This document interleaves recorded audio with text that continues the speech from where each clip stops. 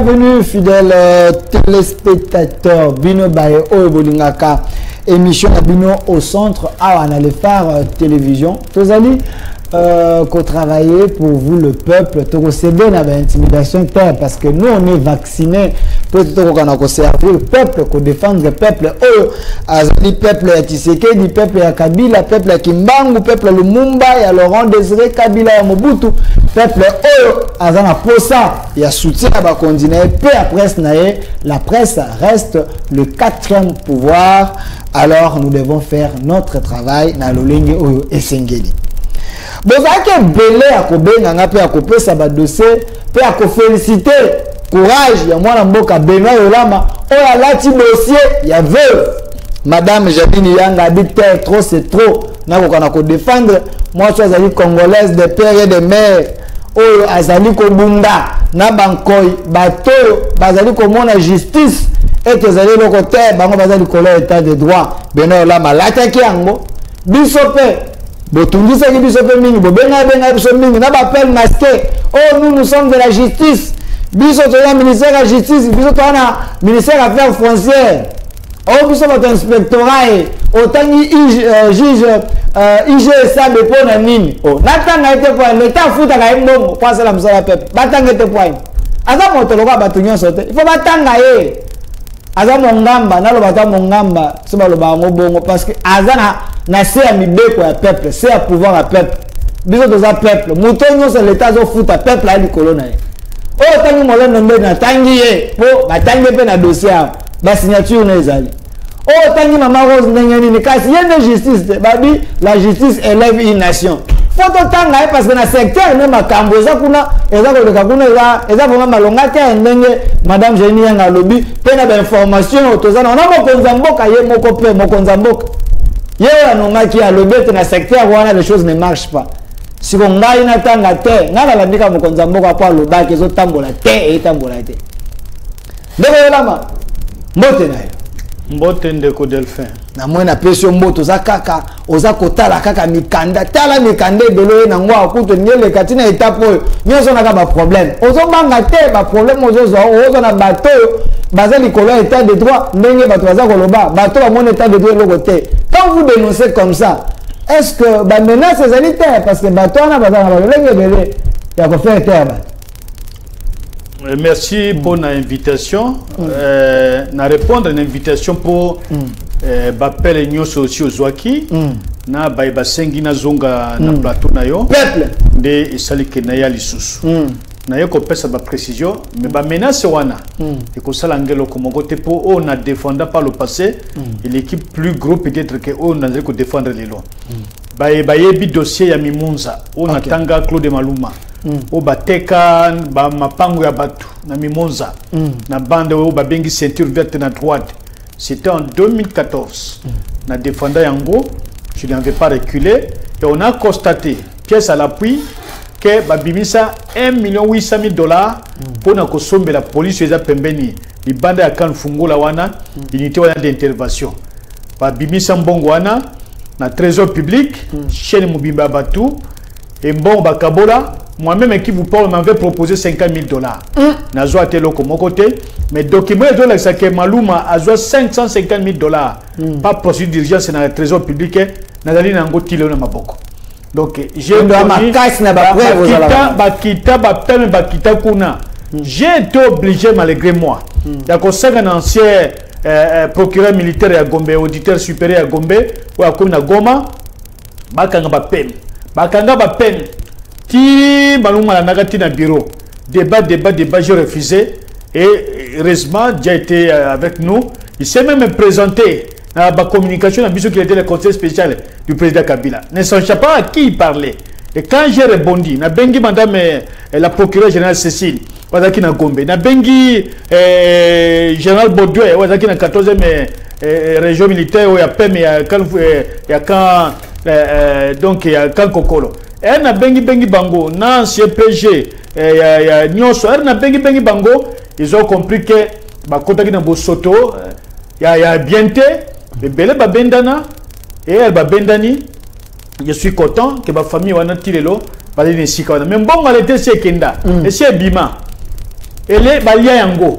J'en ai eu, certains ont tenté. Mais ceux qui les ont maté, peut-être, et je ne serai plus vivant tel que je suis aujourd'hui. Et si je suis là, c'est plus que je sais que je défends une cause juste. Yango peine un dossier haut. Il y a maman Janine Yanga. Ok. N'a bien pété. Mais quand j'ai vu ma première image de Kanaki dans la télévision, ça m'avait touché en tant que chrétien, en tant qu'humain et en tant que politique. Puisque maman a gagné un dossier naïe. A Kenagi ko bête n'importe tout qui a causé Sanga a gagné procès naïe puisqu'elle avait totalement raison, puisqu'elle avait des droits, puisqu'elle avait des documents authentiques. Bien lui laissez pas son défunt mari. Elle a des enfants, elle a même des petits enfants et son seul coin où elle peut vivre, c'est là. Mais on veut lui priver de tout ce qui est là comme bien. À Keneko Kemande, à comme politicienne. Nous ne pouvons pas accepter cela. Et lorsque vous regardez le dossier, qu'à simple lettre, il y a Oyo. Madame Janine Yanga papa. D'abord, il y a Pierre Sambe Kamouleti. IG. Inspecteur général service judiciaire et pénitentiaire au Adrina Gombe. Circulaire est le ancien premier président qui toque à soi. En ce qui concerne l'exécution de la décision judiciaire, qu'elle n'est pas une décision judiciaire ou un jugement qu'un autre jugement. Il n'a pas compétence. Il y a quelqu'un qui a décidé qu'on réfère quelqu'un qui n'a même pas un document propre. Et il fait sa correspondance. N'a pas jeté Awa. Azotanga, premier président de la cour, d'appel à Kinshasa Gombe. Qui va prendre, saisi par la société moderne construction indienne, à quel que soit la lettre, ou le copie, vous allez comme on a. Yango ezali à Dakotanga, Tokotanga, Binomoko. À lobby, à quel que soit la peine, lui, en tant que premier président, à quel que soit la peine, de réinstaller un Indien. Probablement, peut-être, il est perçu comme d'habitude, mais c'est riche. Mais c'est riche à quelques installés, à Zuba peine, à Zuba Wissiete, à 5 policiers nationaux congolais étaient, pour accompagner Babawissier, à quelques unités, il y a police militaire. Ce qui est circulaire, il y a le premier président qui toque.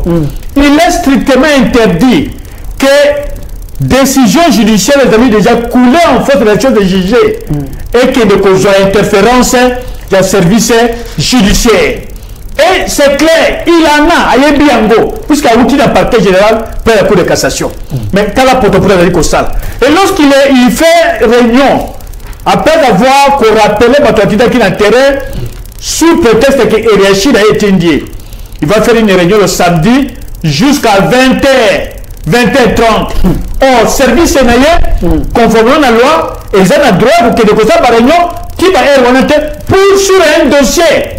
On les a un soubassement à mon côté pour soutenir l'Indien. Et puis c'était un samedi de demi-journée. Samedi comme d'habitude.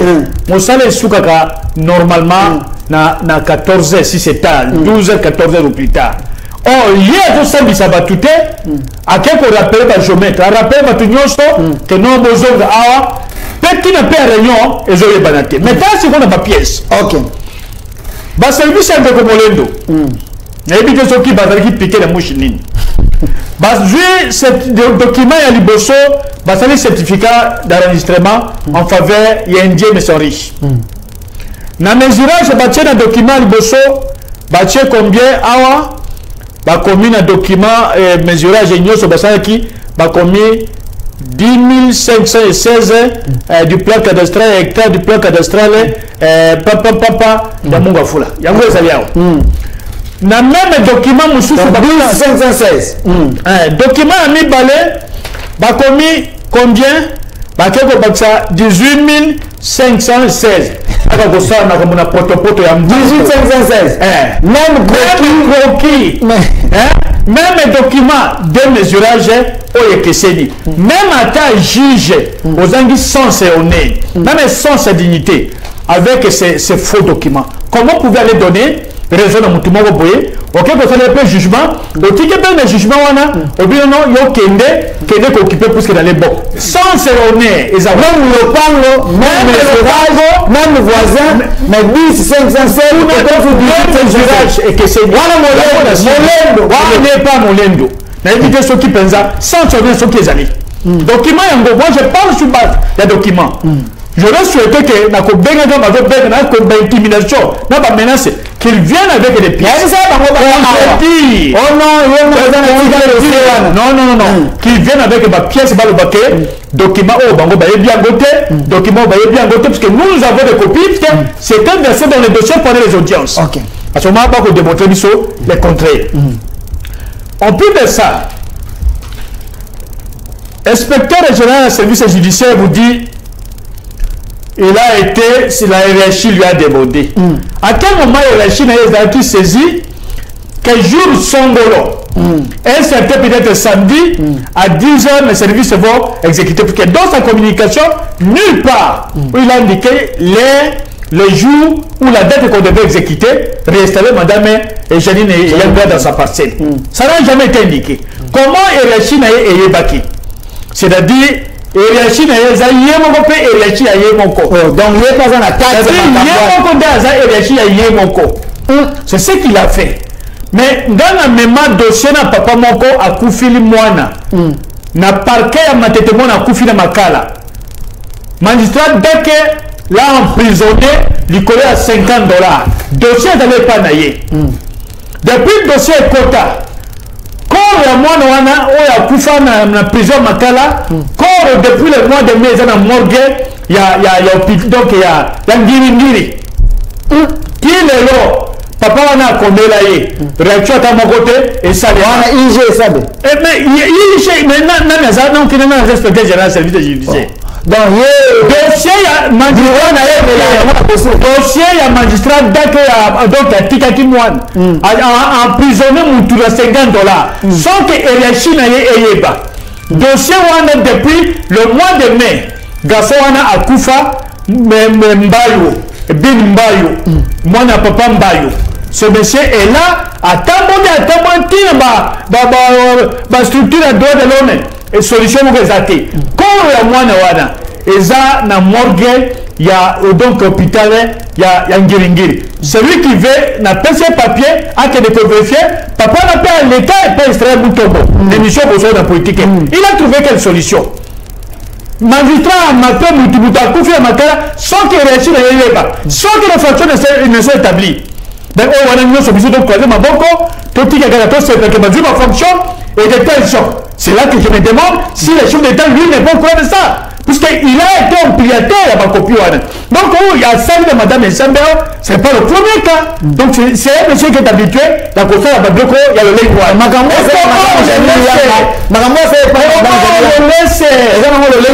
comment on le laisse n'importe quel moyen ah, on a qu'une chose nous pouvons dénoncer. Mais on a ça d'intérêt. Mais IG Sabe, c'est quelqu'un qui est expérimenté.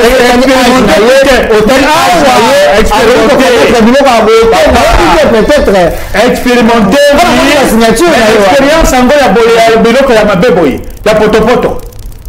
s'il y avait une autre décision judiciaire qui a donc abrogé par dispositif et des décisions, là ça peut se comprendre. Mais il n'y a aucune autre décision. Et il n'y a pas de concession. Tant même attends, Sambela dans Zambété, au-dessus de Sambela. Awa Bolobi, Adjana 10, 516 hectares. Awa Boloba, Adjana 18, 500 hectares, même croquis, même parcelle, et parcelle en complet, Adjana quelques concessions à Mamanté. C'est-à-dire Moussita. C'est-à-dire qu'il y a une concession à Yawana. Et les alliés n'ont pas de coup de cassation. Par le but que concession, il y a des concessions, elles étaient riches. Mais par contre, c'est un moutou, dans le bureau, il y a le premier président, il y a le coup de cassation, et il y a Ngambo. Il y a ça d'audience.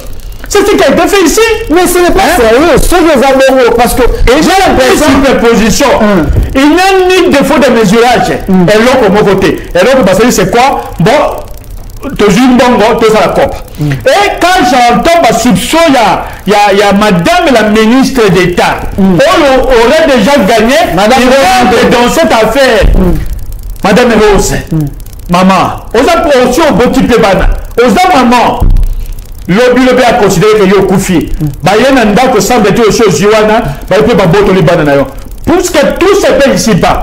Na yebi ba manita mususu permettre nza cocher moi parenthèse wana, o ba uti ko kufa karaté. Bana na bango ba ko boto ba passer na bango. Na ba manita mususu. Ah na Kinshasa.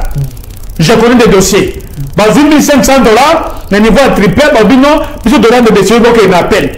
Mais papa, il y a Banawana, c'est un ancien haut magistrat dans la cour constitutionnelle, à Koufi. Mais le magistrat, il y a ça pour c'est pour dire que nous, vous avez que ça là, et fout à Mgao Nassi. Mais le juillet, que vous avez là, mais le juillet, que vous avez là, mais là, maintenant, dossier, bon, moi, batozo bien, on a besoin de menacer, là, besoin de baloba, tika dossier, on a rose moutombata, bolombi, à Colomboa, qu'on a été, parce que les ana poste, les ana récompense, il y a mon aîné. Papa n'a maître Moukendi, il a fait beaucoup pour l'UDPS pour un régime. À table, le lobby politique, c'est au Kangamou, sur le monde a été. Il faut qu'on encourage ma Kambabo, na bateau, ou soit Félix Seguin, la Tchéo, on a pas ça, la Moussala, état de droit, et ça là, on le peuple, on va bénéficier, on peut pas bénéficier. Est-ce que ma Kambabo, l'UDPS est pas du monde vraiment? L'UDPS, c'est une structure privée. L'UDPS n'engage pas l'État. C'est le candidat UDPS à gagner l'élection et la coalition où c'est le qui a gagné l'élection. Mais Madame Atal Ongwete, il y a deux réalités. Faire un mandat, c'est dans une année. Réalité, mais elle bosse à Colombo Yangwana. Peut-être qu'elle un document, il y a session de Pango, elle sera poursuivie. Il y a même dans la réalité de Dieu. Dieu peut vous rappeler, à mon que ça m'a fait trop. Maman Bango Zolila, papa Atal Zanani. Ça c'est biblique. Attends, Zanani, il y aura des conséquences. Et Maître Moutombo, je l'ai dit dans la production la fois passée, dans le tournant de l'émission, tu solo là, tu écoutes plusieurs fois. Bien que tu aies un gars Moussoussou, tu aies un gars dans la PPRD. C'est un homme qui avait du respect, non seulement parce qu'il était bâtonnier, mais puisque c'est un homme qui aimait le dialogue, qui aimait la discussion. Et Nandenga Koufi, attends, Zana Moutouka, plusieurs fois je vais raconter la Badjut Nayer, Fortunaire. Moutombo, Joseph a tellement à Moninga, il faut qu'il s'invite à peu sa gambote. Et il m'appelle mon frère. J'ai été avec lui au forum des médias, dans FNCD. J'ai été avec lui dans la radio Capi, émission avec le président Sambaï. On a fait plusieurs émissions sur les questions de droit dans ce pays. Il ne pouvait jamais, Joseph Moutombo, que je connais, accepter qu'une veuve soit dans cette situation, à gagner procès naïe. Et là, quand la mobile n'est articulé qu'il n'a pas naïe, comment vous pouvez avoir le courage, il y a quoi qu'on peut dire, mais pour tourner à Boutaminango, dans la famille naïe, il y a quelqu'un qui est bon. On peut qu'on va remplacer. Et puis, on câble Sanga, qui est Tata Mokoda, reconduire, na potopoto. Il n'y a pas que ce seul dossier. Dans Rose Moutonda, Zawana, papa, na Bissika, Zana tombe.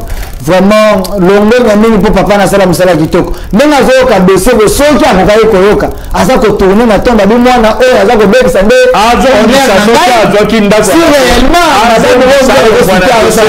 Sony. Et Zali Sony Mingi.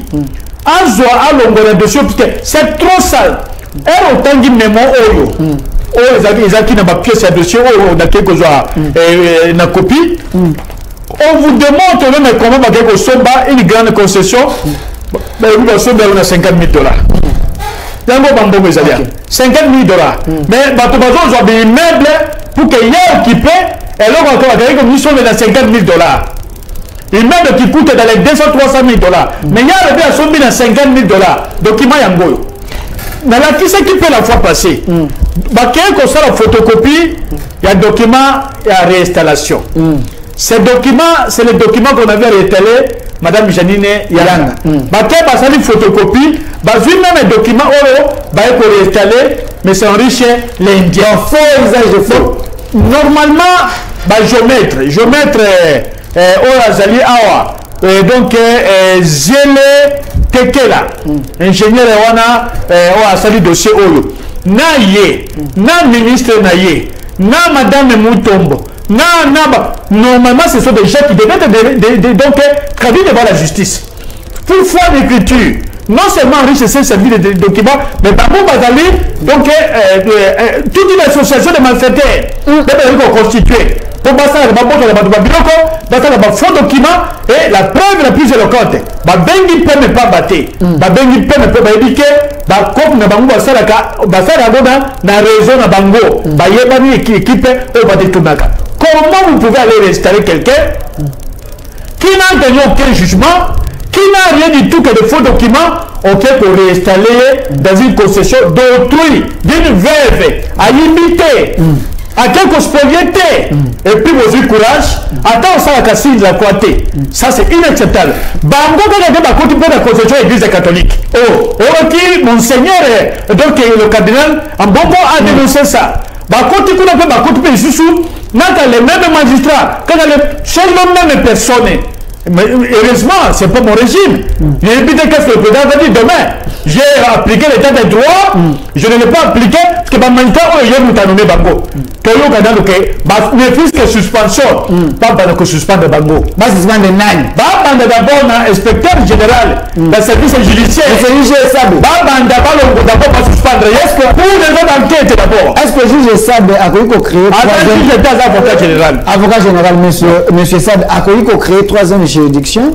Mais avant ça, tu as créé la compétence d'attribution. Ah oui, combien tu fais ta compétence c'était compétence, ils allaient déjà dans la loi. La mission va pécier, ils allaient reconnu, c'est de vérifier tout ce qui se passe au niveau de la justice pour qu'il y ait un accompagnement. Et ça, malam va juger, il y a kamikaze, il y a magistrat kamikaze, va ramener à l'ordre. Mais il ne fait plus ce service. Son service maintenant devient installé, réinstallé, en violant même la disposition légale. Puisque pour quel jugement, d'abord jugement, papa, c'est un travail intellectuel et scientifique. C'est pas un travail qu'on peut faire comme ça à la légère. Sauf que le juge va dire que c'est bon. Pour produire un jugement, on recourt à la science équité, on recourt à la loi, on recourt à la jurisprudence, on recourt à donc même d'autres décisions sur le plan international. Donc un travail intellectuel de grande facture, un jugement, de quelles compétences lui peut aller, comme il peut déjà une capacité à déjà interpréter la justice. Lui, de quelle qualité? Est-ce que lui peut aussi appeler les gens des cadastres, mais il n'a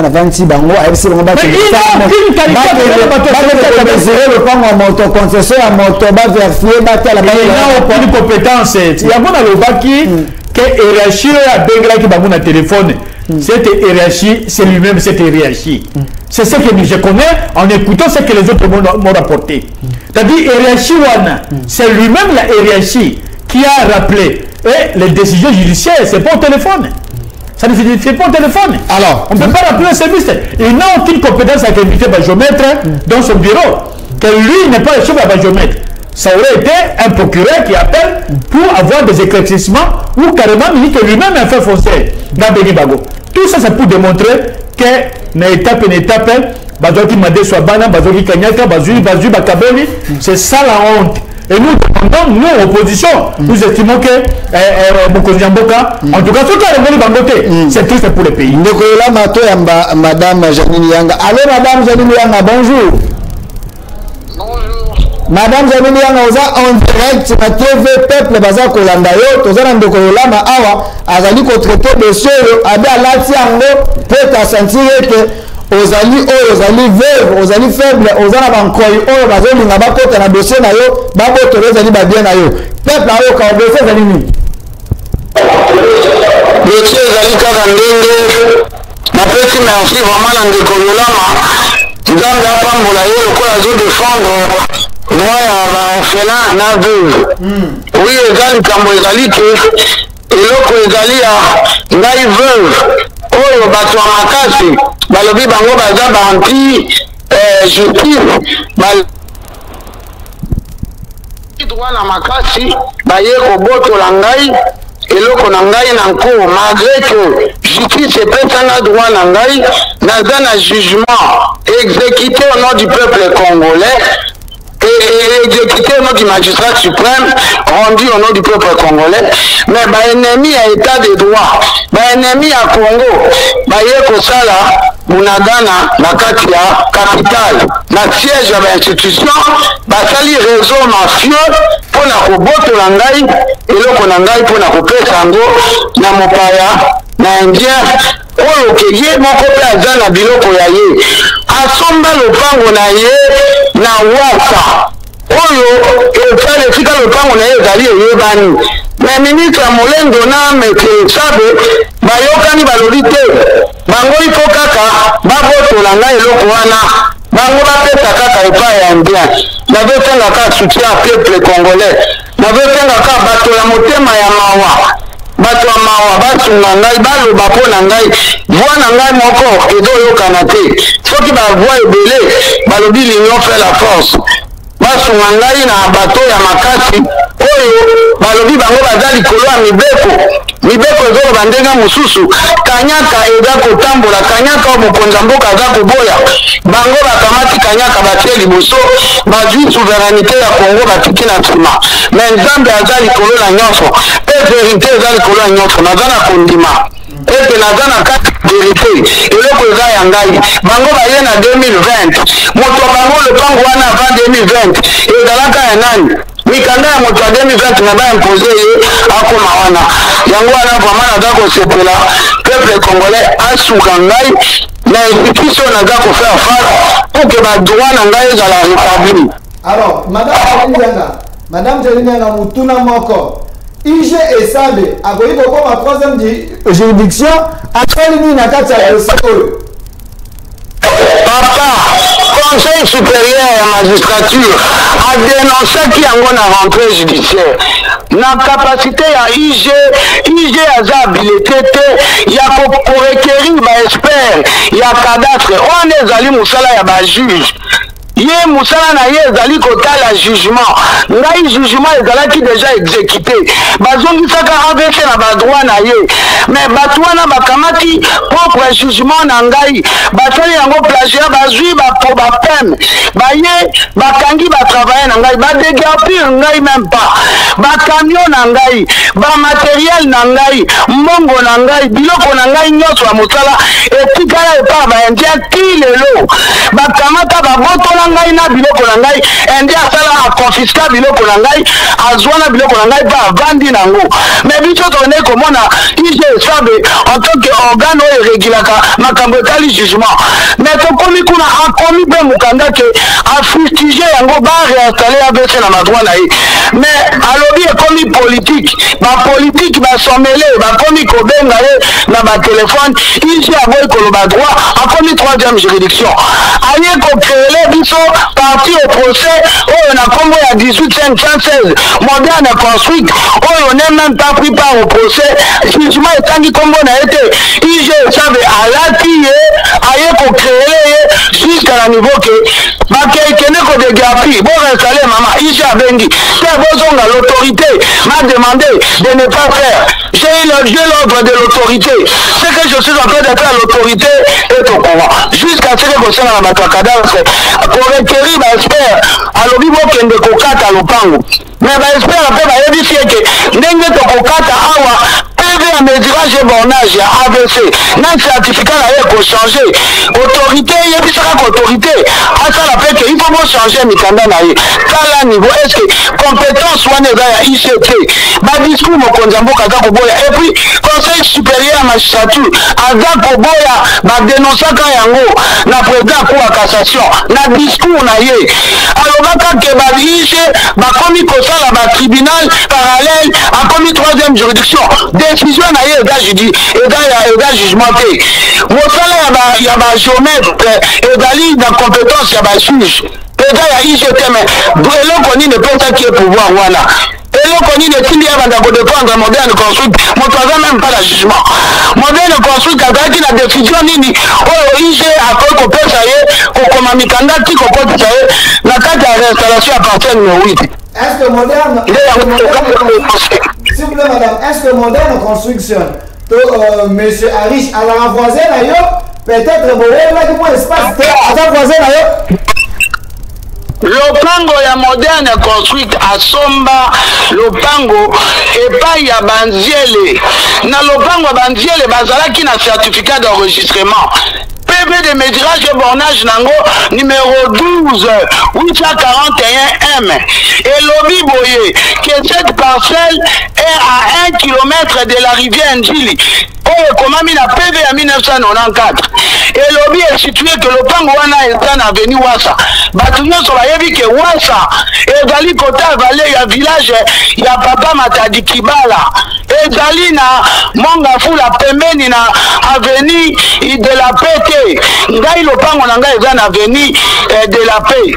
Mais comment moto ada document authentique na kata conflit à mapango et dali certificat d'enregistrement. Certificat d'enregistrement au-delà de la superficie et dali na PV à métrage et bornage dali acte de naissance et dali identité à lopango. Lopango bandier le batekelaka moderne et dali parcelle numéro 10 516. Et comme ça na Wassa na PV de métrage nango na ma voisin na yemi sato. Mais l'élo curieusement il a créé monstre moko oyo même rapport à la cadastre lobby que nangai moto na zalaka na lopango depuis 1958 na ye moderne construction moto auti na 2020 balobi ngai na zongi sa certificat d'enregistrement na ngai ba changer ngai et PV de métrage et bornage et certificat et comme le quoi bangi bakatela ngai morcellement ya sika lopango na ngai basi ba morcellement la data na certificat inattaquable. Comment dirige aloba ke baloba na zongi sa certificat pour bakatela moderne moto azana Wassa soki azalaki ata voisin tout le monde va empiéter mais tout ça pembeni te lopango na ye eza lokola moto aza na barumbu aye kovanda na lopango ya Gombe et puis lopango yango aye avandi na Gombe ndeko journaliste eza te ke avandi na coin na katikati ya ndako kote oyo ndako akovanda kote oyo parcelle ya mosala moderne construction aye na kati na 2020 pendant que ngai lopango na ngai ezalaki na ngai na tekela yete.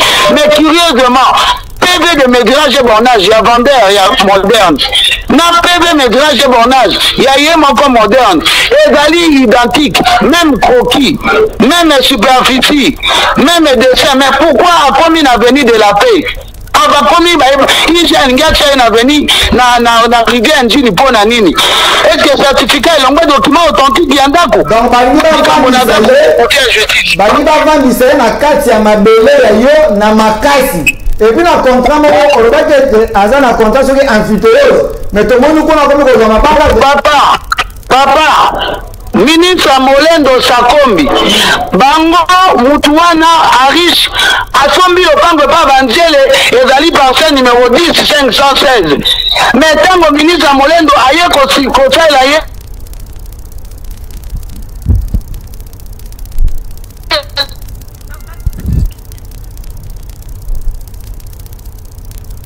vraiment je suis en direct. 516 et commis 18516 18516 na 18516 et lobby ezali terrain agricole ya amphithéose ya kolona bilanga. Mais na minute naza koloba na yo moderne construction aza ko exploiter ba kayak ya ngai depuis 1958 ezali concession ordinaire à usage industriel oyo même na 92 95 85 eza certifié ezali carrière il y a gré et des sables. Bon, comment contrat motoza na contrat ya amphithéose il y a colonne à bilanga mabele au batala déjà étude ezali que ezali ba terre jaune nous ne colonne de kobuka kunate mais moto na contrat ya bilanga aza ko exploiter carrière ndenge nini mais yoka mbongo ya somba asombi carrière na $30,000.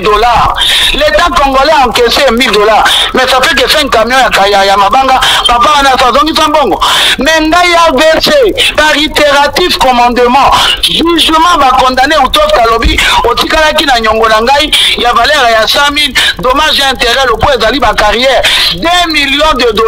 Ngai AVC na sombi carrière mais ye na 30,000 ba pesa ye lopango na ngai non justice ya bona mboka na ngai na gouvernement ou état de droit et collecté baza ko bundisa état de droit bayeba ke toza na 365 jours mais mon kolomoko eza ya nzambe vérité eza kaka vérité motoyen na 2020 na contrat ya amphithéose aza ko exploiter kaya ndenge nini bolobi katondisi mbongo na caisse à l'état ete IGF okina lokota la contrat wana te na amphithéose moto aye ko exploiter mabanga na contrat ya bilanga.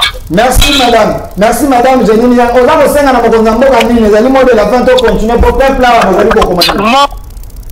De la fin papa mokonza mboka avoyi kanyaka toza kosenga ye aza magistrat suprême le garant de bon fonctionnement des institutions atala ete banguna ya idéologie na ye bazali kaka nde balobi mbuma aliaka libeto okaka na libeto bamambre ya gouvernement na ye bakomi kobundisa vision na ye alongola bambuma ya mabe oyo ekoti na kati ya gouvernement na ye eza konyokola population na ye ye aza kobunda butu moi buke population na ye vivre na bacondition ya malamu mais tala ke banguna wana baza kobundisa population na ye ye en tant que papa akota likambo oyo nayebi ke na kati ya likambo oyo eza na bao magistrat bao bazali contre bao balingaka corruption te bao balingi droit bao baza koakompagne mpe mokonzi ya mboka baede mokonzi ya mboka na kati ya confio ezosala soni na leta kongo na leta mobimba po bato mpe baboyi kanyaka bazali bao baza d'accord te na makambo ige esabe na ministre Molendo bazosala. Merci madame, nous continuons. Pema toza kosala oyo sengeli poto mokonza mboka akokana koyoka makambo oyo akokana kosala ete makambo okana kosala. Merci madame. Merci. Voilà, ndeko Benoît Yelama.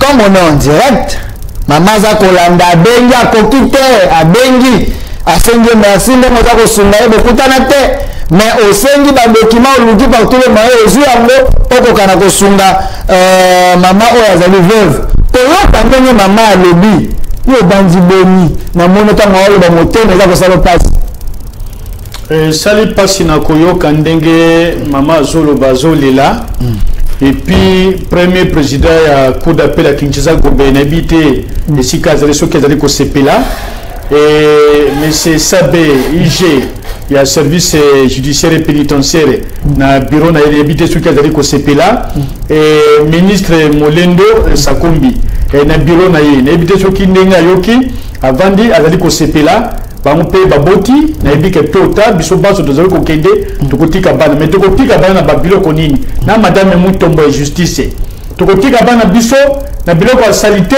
na biloko ya potopoto mais malédiction est quoi la bande.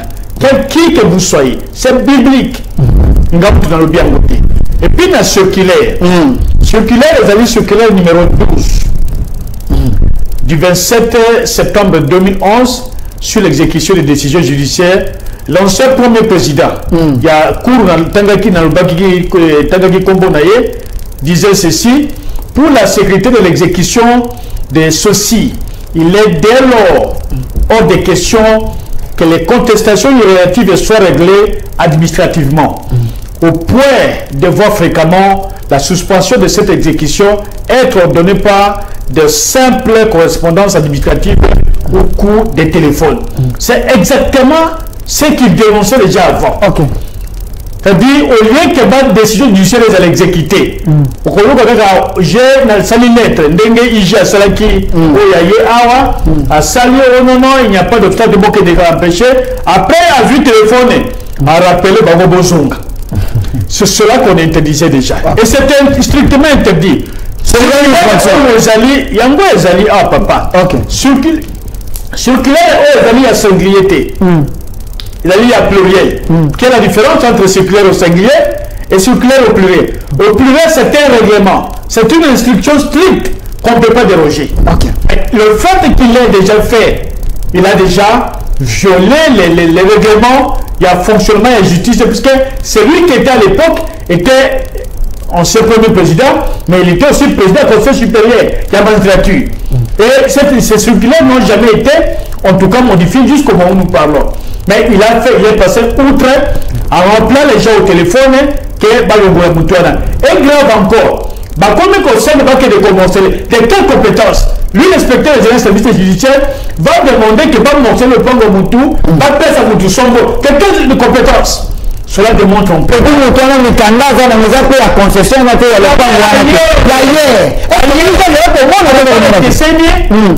il y a Kokesana, la distance il y a Mounene. Et voilà, Missika Batubado, le bêta des droits. Voilà là où nous sommes, c'est qu'ils sont en train de faire commettre de l'anarchie, commettre dans un état qui sur un état des droits. Après, on va dire, non, ce n'est pas nous, c'est l'FCC. Ce n'est pas nous, c'est Kabila. Maintenant, ça, c'est Kabila qui est au pouvoir. C'est Kabila qui peut faire ça une tête. Et quand demain, on va commencer à payer dans mon livre, on peut dire que payer dans mon livre. Voilà les choses que nous dénonçons. Comment on peut accepter ça? Je peux aussi au Boki. Bilan comment vous avez un débat tout. Et que zongue la conséquence n'a pas. Ce qui est raté, et que vous n'avez pas. Ce qui est raté, c'est que vous n'avez pas. C'est-à-dire même bilan qu'on a là. Et attends, on peut suivre Neble. Souka, et que je vais vous dire une chose. Maman Moko, Bakanga Monanaye. Na Kinshasa, quand la bilan par le coco, c'est là. Maman, on a Kena Kukuta na Bandou. Na magistrat sambi sasa ga besoin ba wana azoba ko ba nuka mwana na ye na ba wana ba ki ko kosa bango ba kenda nyonso ba kufa nyonso la vengeance existe na kufa ba kufa nyonso yo ba le bambo a ngana za en longe ko so même na kati ya loge ba échelle ezali muto azeli là attends que ko sala kisi tôt ou tard voilà ndeko elama tozozonga na régie tozo élément moko na régie oyo mpe bandeko na biso ya presse ya mondele basalaki mpe enquête na bango bapesi biso mpe baélément kaka na dossier ndeka na koluka tokutanaki nango. Je me rappelle na série na bino mingi bato bazali bamama olive kotela biso likambo mama olive kotela biso likambo mais na mama oyo toza na mama Denise Tshisekedi avandi pembeni ya papa mokonzi makambo emwana mwasi aza kolela mama Janine Yanga veo oyo azali po ete baya pomba oyo bamoni ete etat de droit eza eloko te baza kotambola likolo baza konyokola mama oyo omaki mama aza na jugement aza na mikanda aza na certificat bongo bacertificat to badocument oyo molendo apesi bato mosusu tala banimero ekeseni bamakambo ebele nyamo poto na kati. Moi je me pose la question, ministre Molendo oyo nazala ministre warrior na kati ya union sacrée bato baza kobenga biso babi ministre oyo soki ebongi bapesa ye cote fose ata 0,5 combien pote makambo aza kosala na secteur na ye selon bato mpe baza loba peuple nde bajuge bamoni te ye mpenza abongi te misuku babisaka mokonzi ya mboka alobola ye mpo aza komema bosoto mwa mingi na kati ya makambo tozana na elema oyo toyoka nkete ya bandeko na biso oyo mpe ya presse mosusu apres tozonga awa toyoka na kokomante na ndeko bena elama susi na biso koke bakonzi bayoka batrafic d'influence elema na justice bantivaleur elengwa moto aza na droit bapesa ye droit na ye aza na temps bopesa ye temps toboyi te tozana na elema.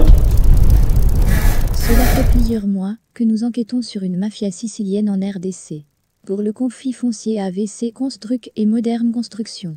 Enfin, Enquête d'Afrique vient de mettre la main sur la dernière pièce du puzzle. Voici le vrai certificat d'enregistrement des ILE. Vol. AM à 21 folio 10, qui couvre la parcelle 10 516. Aujourd'hui, selon des informations à notre possession, plus besoin d'un dessin. Les services de Molando Sakombi l'ont réellement fait commettre une faute en lui faisant signer un contrat d'emphytéose en faveur de la famille Ziélé en renouvellement d'un droit foncier déjà couvert par un certificat d'enregistrement. Cette mafia a ainsi fait créer la parcelle 18 516 utilisant les sous-bassements de la parcelle 10 516 achetée auprès de la succession Ziélé.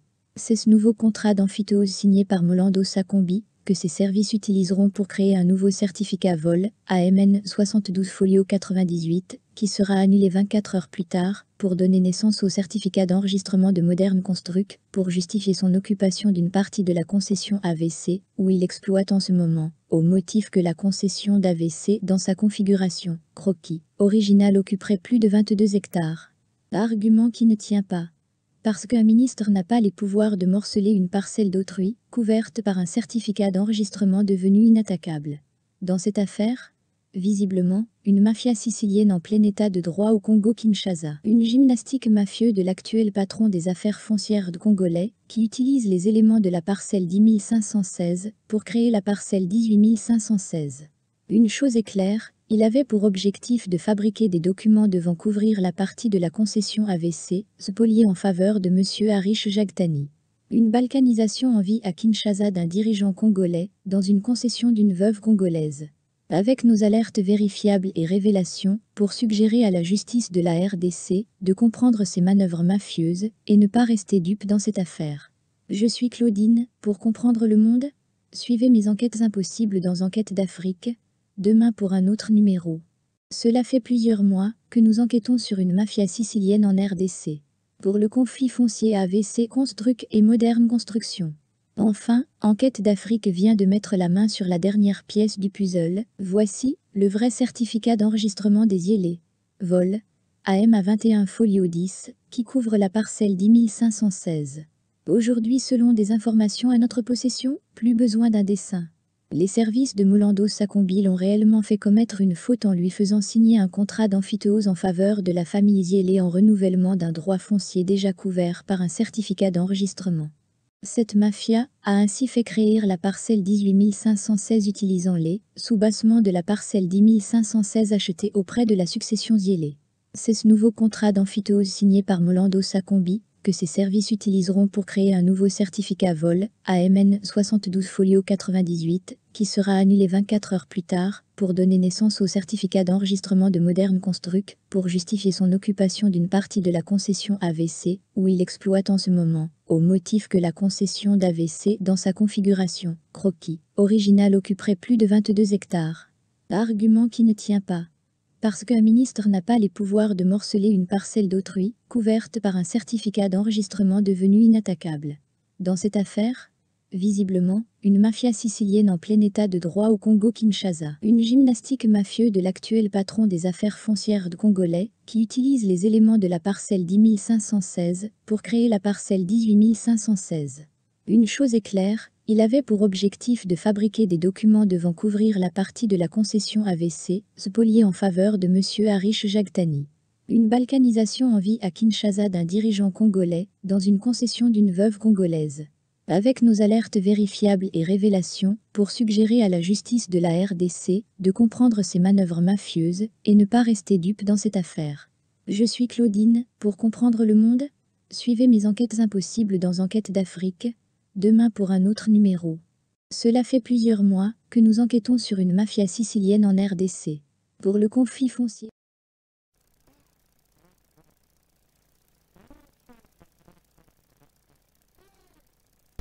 Banamaka bino baministre mpo tobosala mpona peuple. Banamaka bino to tobosala biloko oyo eza kotya bosoto mpe soni na baministère oyo bapesa bino. Bamikanda toza nango na bankete oyo tozolanda. Image nini boza koteka mpona RDC libanda. Mokonzi ya mboka aza kobunda ete etat de droit ekota na mboka. Justice emata. Congo ezonga na scène nango internationale. Mais bino ba oyo banome bino comment ça la makambo eza malamu mpona mboka. Vous faites des choses oyo eza na avantage ya mboka te ezali soni. Ndeko beno olama nayoki kuna batangi molendo aza kokeske bamafia selon enquête wana batangi justice oyo ezali kobwakie batangi kuna mwana mboka oyo elobi nini. Commentaire mpenza ezali lisusu te mpe ezopesa na soni. Je crois que soki mokonzi ya mboka akoki kotala babiloko ya lolenge oyo na ndimi te kakozela lobi sans grâce ordonnance d'abord a renvoyer bamagistrat oyo baza cité na baminiti oyo baza cité na kati puisque balukaka kaka ndoki ya ye me bandoki baza na ye kobotola bato baparcelle okoyoka kuna na tourisme na urbanisme ya habitat ezala babiloko ya bato kokeyaka baconcession ya lokuta enquête wana euti libanda ya mboka image nini bazali présenter à la justice de libanda ya mboka. Enquête euti à l'extérieur du pays, ce n'est pas local. Pour que j'accepte de répondre à l'invitation, j'ai pris aussi soin de vérifier les éléments. Et ça m'a fait d'abord ça sonne. Ce qui prétend pour continuer à faire nos propres magistrats, des ministres congolais, wana bakoloba sous FCC, encore c'est Kabila qui a fait ça, qu'on nous dise ça. Mais qu'est-ce que cette femme a fait? Des mal. Donc, pour la propriété, comme ils sont au Congo. Ah, on a donné des choses, on a donné des bango. Bango, on a donné des bango, mais tu as souka wapi. Tu as souka wapi. Ce qui m'a fait demander quelqu'un pour ça par le droit, tu as pas eu candidat. Parce que vous avez pas de coup faire. Alors, quand tu as dans mon dos qui est là, c'est fait justice. Tu as bêté un boss, il y a Makati. On va pas dans une zone, tu as le mois. On a le matin. Ma pratique est allée sonner. Ça ne nous honore pas. Alors, ça n'honore pas l'état de droit. Et je crois que les piliers qui est mon côté de l'Obadi, piliers dans l'état de droit, partent. Il y a zéro. À leur côté. Sans décision judiciaire, pour vivre ma peine, c'est interdit. Circulaire, l'ancien auditeur donc supérieur auditeur et général de la FADC. Le général de donc le général Mouko Koufa. A interdit les militaires qui ne compte dans le dossier ma pango. Mais bango va pour recruter. Premier président coup d'appel à quelques militaires pour faire installer quelqu'un qui n'a aucune base légale. Dans le cadre du bango, il y a pas. Vous pensez que même vous avez un état de l'année, ceux qui ont vu chez un bon, on a aimé la Zagotanga, ceux qui ont un bon, on a eu à Tambousi, mais tu vas bosser dans l'état de droit, pour se foutre à ma bien peut-être. Papa, bon, bazali kozwa et l'équipe bon enseignant à Zoa quand enseignant tangi sagabiso. Bon, bazali kozwa na niveau na bango o mi balé bazali ba chef de juridiction, ils ont des frais de fonctionnement. Donc vous avez vu qu'on battait que chaque mois, il peut avoir moins de 5 et 10 000 $. Mais pour le prestige, pour l'honneur de la fonction, ils ne peuvent pas faire des bêtises comme ça. On construit la vie dans le bon côté. On construit la vie avec le sens de l'honneur et de dignité. Sinon, le monde va basater, sinon, le Kassavou va basater, sinon, le musée va basater. Ils ont construit ils ont construit leur vie sur la dignité, le sens de l'honneur et le respect de l'autre. C'est ce qui fait que les autres continuent, qu'on le va à Bango. J'ai cité le président Touka. Ok. Hein? Il a la cour, donc il est le cadre du premier président de la Cour de cassation. C'est un juge qui a fait sa vie. Mais il est là, il est de sa parcelle. Il n'a pas cherché des millions pour vivre. Il est là. Hein? Au consulat Victor Yéni, qui était le premier avocat de donc il a gagné un boka oyo. Donc tu as compté à moins de temps quand on a matété. Mais il a été même juge administratif des Nations Unies. Atiga pour Zombo en corruption. Tony Bango. Au consulat président Pungwe, qui était Awa, qui était le président de la Cour de cassation. Au consulat de Cour de Tigana, Awa de Mimosa, au consulat il a vécu cela. Il dit pour ce qui suffisait pour lui, c'est le sens de l'honneur, pas l'argent. Mais les lots, car donc copé en bongo, parce que je n'ai pas de tête, qu'on le battait, on peut faire le dossier après. Copé en bongo, quand en bongo, pour le sens de l'honneur. Bango,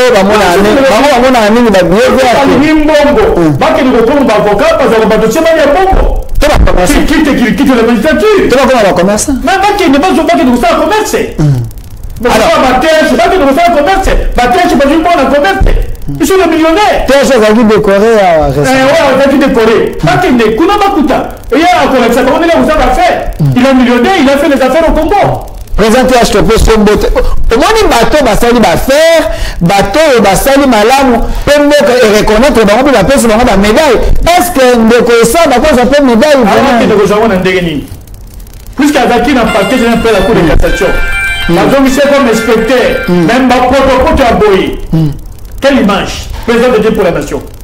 Quelle image, avec le président pour l'école, même pour ses enfants, qui pourraient être autant de droit. Autant de ma correspondance à l'Ego au papa de Baba de Cotina.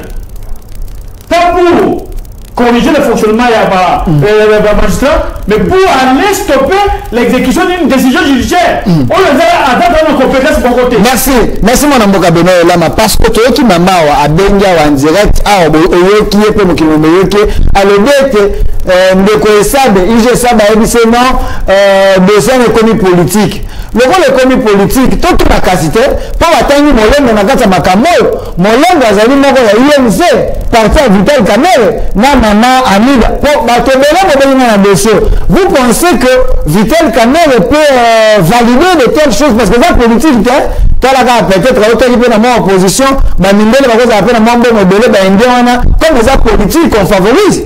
Non, Ndeko Kamerhe, je le connais bien. Je ne peux pas dire très bien, mais il répond très facilement.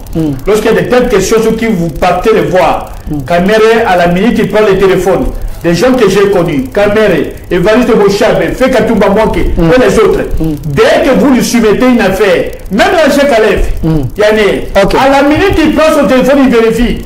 Si c'est eux qui agit, si peut-être Kamerhe n'a pas eu Kamangote, ce qui a eu Kakotite, c'est qu'il a eu oh, ça vous besoin de ça. Mais je connais que Ndeko Kamerhe, Ndege n'a eu aussitôt informé, à la minute il prend le téléphone, il va vérifier. Zelanan. Le roi Ndeko Kamerhe a eu qui tenait à Oua Kambela. Na Oua Kambela, et bien président Kamerhe, Vital Kamerhe, président Vital Kamerhe de l'UNC. Ministre na yo Molembe Sakombi o araki na kota na yo ya UNC na gouvernement. Tala ba dossier yango aza ko sala soni na ministère des Affaires foncières. Ndenge mama Jeanne Lobe a dit ministre aza ko sala soni ya de faux. Usage de faux on a ba document ya PC lego à riche Jaktani. Ya hôpital HJ pour Mukoro moderne construction. Moi mboka Vital Kamerhe yo ozalaka peto. Yo ozalaka pacificateur. Yo kondima ete UNC oyo ezali place bato ya mayele ministre moko oyo kisango soni boye mpona nini kaka bato baza kotanga molembe Sakombi nandima na nga daniel sambana te azalaka commissionnaire siko batie na ministère ya prédilection mpo makambo eza kosema na secteur oyo koyoka badénonciation ya madame Janine Yanga mpe koyoka bato ebele oyo babengi ngai koloba ete molembe Sakombi aza koyokisa UNC soni mpona nini te batangi Gemilio Makelele mpona nini te batanga mayo mpona nini te batanga secrétaire général na yo Billy Kambale oyo aza mayele ya convaincu les gens mpona nini te batangi Bertin Mobondi bazali ebele baza na UNC mpona nini bango te kaka molembe président Vital Kamerhe tapo likambo oyo ministre oyo ya kota na yo aza koyokisa bawarior soni koyoka mama ndenge aza lobadi ayokisi bawarior soni tala nani likambo oyo ministre oyo mpo badokimo toa nango andeko elama ya nango awa eyelakisa basoto ya ministère ya affaires foncières tondimi te eke yo oyebi yango mpo oyoki oboli kointerpele tondimi te mama Amida soki papa alandi te yolanda nayoki abalobi ete ariche Jaktani aza indien nayoki kaka babi olinga nini bainde mingi mpo olinga culture wana yanina mwa mingi toyebi te ndenge nayoki ababi ete boyebani mpe na riche eza kaka kotuna estce boyebani soki boyebani no moto aza onyokola bacongolais vous fermez les yeux est-ce que c'est normal mwana mboka bena olama nazongisi malobe epai na tokoma okende na mwa suka ya émission na biso naza na posa ete otala caméra osadresse na mokonzi ya mboka osadresse na bakonzi nyonso oyo bakoki kozwa solution na makambo ezokomela bacongolais parce que c'est parmi les cas oyo nango bakar ezali ebele basala koboni babanda wapi mpo te hémorragie esila bon nga na kosi adresse na mokonzi ya mboka mpenza te mais au moins baminite ne bapesi biso matière mpo biso mpenza tonika ye malamu ok puisque moyibi na raison on a les documents sont là Nalobi, quiconque voudrait aya pour un débat contradictoire sur ces pièces ici, aya. Je suis prêt, je vais revenir. Ministère de la Justice, Affaires foncières, Bakaïje, ça, c'est la monnaie que le bouquet de la monnaie de Baya. Mon plateau est là. Je m'adresse plutôt dans le premier président du Conseil supérieur et président du Conseil supérieur de la magistrature. Puisqu'il y a un principe de séparation du pouvoir. Comment, quand il y a service nayo, na kati ya structure na yo na kati ya pouvoir na yo babuzoba ya lolenge ezali kokontinue kosalima po biso tokontinue na biso te awa na koti ya baveuve na baorphelin badossier ekomi koleka na presse internationale quelle image enquête d'Afrique pas au Bango. État de droit. Au soto, la koboto na ba parcelle. Koboto na biloko. Ils ko salema. Na ba magistrat, o ba yeba na kata Kinshasa. Et ils allaient interdire que pas utiliser ba militaire pour des faits civils, mais pas utiliser ba militaire pour la installer. Quelqu'un qui n'a même pas de décision judiciaire dans le PAM. Et ça, le premier président, il y a cour d'appel, il y a Glomé. On a dit le président, donc il a mis à niveau, il y a cour d'appel, il y a tête à niveau limité. Ayemani, il a dit que le procès de la caméra. Talaga Makabeli pour les Congo. Ça, c'est dans notre pays qui est supposé être un état de droit. Et grave encore, inspecteur général service judiciaire. C'est apparemment il a le sort d'un commissionnaire. À quelqu'un qu'on signé, qu'on peut rappeler la décision judiciaire par de simples correspondances administratives. Il lui est interdit. Marcel Yango, ce sont des fautes disciplinaires très graves. Et la chose de l'État, bon état de droit, n'avait quel ministre. Il est accusé d'avoir eu un immeuble. Il y a plus de 500 000 $. On va payer 500 000 na Moutouana. Ça reste à vérifier. Oui, mais certainement. Bien que nous le disons conditionnel. Mais documentaire, il est qui dans une chaîne de Bandawana. Il est qui dans le Congo. Il mange, je dis, il y a des autres qui Makuna. Il mange à la ministre et à la chef de l'État. Il y a des autres qui Makuna. Donc, les gens cité encore. Cité ma main de Sorbonne. Cité encore. Même pour la Moutouana, les mamans n'avaient pas de téléphone. On met tient maman. On met tient tata, on met tient coco. Moudazali kolila. Ma nous sommes allés kotanga. Yo continue kokenda. Maman attend ça maman sambela. Akoyo kayote. Arrêtons cela, ça ne nous honore pas. Et ça c'est pas l'opposition qui le fait. C'est le pouvoir. Au pouvoir quand Baziba n'a pas nommé Bango, n'a pas d'entreprise publique. Baziba c'est Bango, pas nommé Bango dans l'entreprise publique. Quand la Bango n'a pas donné qu'il existait dans le Congo, Moutoumousou a le droit de vivre. Voilà Missa Badali Kosa. Voilà ici Badali Kokende. Ce qui va tout par réconduire parmi les élections, notre Koufi. C'est maintenant qui va. Molem. Baon de Bazar. Mais voilà le gars qui a le temps là. Baon de l'élection. Même pour que Koufi. Donc Rose Moutombe, Molem, Baon qui est une élection. Koufi. Oui, pour Balaxi, pour écouter à la gestion. Même des gens qui sont dans le Kidouana, par exemple, pour l'économie à Baton. Bon, Koufa. Nengo Bangel Safa Baïk, Bago Teka Fleuve. Papa, au cas monté, ce qui a continué à marcher à fleuve. Ici, quand nous avons tout le monde, il a sauvé 2 millions. C'est un bimi, c'est un document. Jamais. Merci. Nous attendons le moment venu. Merci. Pour présenter, puisque les amis sont pour la République, et puis le gouvernement va le bas, mon premier ministre, il y a beaucoup de coups de l'été. Avant de négar le coup là, peut-être ça m'a le contre. Ça m'a le contre. Chef du gouvernement, il y a un gérer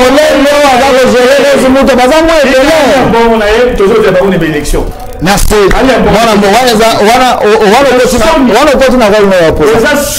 Merci. Merci, mon amboka Benoît Yolama. Parce que les cacawa, au lobby, au dénoncé de ceux à Madame Janine Yang et AVC Construction, na moderne construction, na Bambeko Kapuku, au Bazali, na Katia Bosso, Bazako Sala Bossoto, selon l'élément Bozanango, na Makambo, Madame Janine Yang à lobby, Azana Posa, Azonga, na Badouan, le pango na ye de quoi riche Diaktani azali mokolo ashiji pe mokolo moderne construction aye ko vanda na katikati ya lopango na ye na mokanda te mikanda za nango eve avenue wasa mais aye ko mikota na avenue mususu avandi na makasi na ba plein l'état pe justice baza kotala ye alobi ete aza na ba relation ndenge madame Janine Yanga alobi au dénoncer sibongo bakonza mboka bayoki. Ça c'est notre travail. Si vous pensez que Makambo Benoît Yolama alobi ezali solo te, vous avez le document, je vais vous recevoir na mbibino sobo ni beba yeye na mikanda bebe bebe na mikanda botika mimi nasema nitakubamba utakufa nitakochela yo poison zeli nini no ne vacciné atanga ibobo mingai beba ete ba delphine musuba kolamuka bakosala ka musala oyo yombo otika l'éternellement mais ndeko ba ebisa ngai alors ndeko delphine mikini Vital Kamerhe, président Vital Kamerhe, Wagaminini, Vital Kamerhe. Makambo, ayoka kiamu ayobiamu. Batumiso habite, peut-être que Vital Kamerhe il a attiré la ministre na yewana, na kati ya gouvernement basala ba cop. Wana batu baoloba. mais ngai na bité na ndimité ndenge beli Vital Kamerhe akoti na molendo ta sala makambo Vital akosala mote mais espérons que ndeko Vital Kamerhe ya makambo te pe balobi bango pe na kati ya union sacrée baende maboma po te bilan mokonzi ya mboka esimba te. Est-ce que molendo sakonde azotravaille po bilan mokonzi ya mboka ezala malonga to po ezala mabe po makambo bato bayokama baka na électeur ya chef de l'état na élection eza koya ezaka mutuna Vital Kamerhe na mama Amida INC na bino est-ce que kotinda bato boye na gouvernement bozoyoka to bozoyoka te ndeko molendo si réellement osali makambo ya mabe te mais luka aranjango kasi te elaki mpe ezalaka okomisa mpe olinga okoma 16 okomi 18 mais bongisa kasi te est-ce que avec Chidjaktani aleki yo na makasi si réellement makambo malobi ete mbongo nde ezotombola na ministère na yo ozipi misu olosala état de droit ndenge bango balobi. Restez fidèles à nos programmes, suivez la rediffusion de cette émission à 23h. Au revoir.